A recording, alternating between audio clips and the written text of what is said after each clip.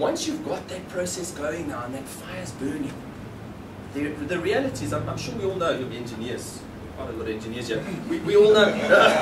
Okay, we got one engineer. Okay, so the engineers in the front here will now tell you. A flywheel. I'm sure you know inside every single engine there's a heavy piece of steel that turns in the engine, and it basically, what it does is it builds up momentum so that the engine just will keep firing and keep running. Now that's what we need to have in our lives. Imagine if I've got a huge wheel over here and it's solid steel, and I grab hold of that wheel and I pull it. It's probably going to move. It's got a good enough bearing, it'll move a little bit. But I keep doing this, I keep doing it, I keep doing it, I keep doing it. Eventually, I'm going to have a flywheel that's going to be spinning at high speed. Which one of those individual efforts got that wheel to go at that speed? The first one? Correct. Now that's the secret that we need to have in our minds. Is it's not about getting in there, lighting the fire and going, right, you're on your own, off you go. It's now a process of thinking. Get the wheel going.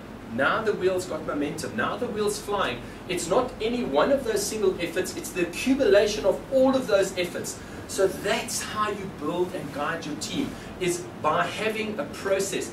They know where you're going. You're directing them in a direction all the time. And you're constantly assisting, feeding, supporting, not by going, oh, how are you doing, but by the example that you are, by allowing, empowering others within the group to become those examples, so that eventually that's just the way we do things. It's the way things are. That's the new culture. It's not a case of when they arrive on their train at your department, okay? Right now they're arriving and there's a culture that you haven't written. You have no idea what it is very often. What is driving your department right now? Do you know? Shouldn't you rather say, that is not doing what I wanted to do? What is the perfect place for me to have that culture, to embrace that culture, so that that culture exists, that anybody getting on that train at any point, that's what's going to drive their behavior. That new culture.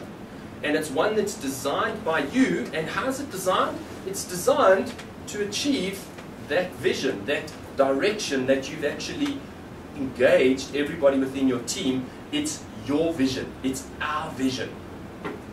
Our process. Let's go and move in that direction. Now you've got a process that's going to be supportive. One that is being embraced day by day by day, by consistent effort. That wheel is spinning away, flying away.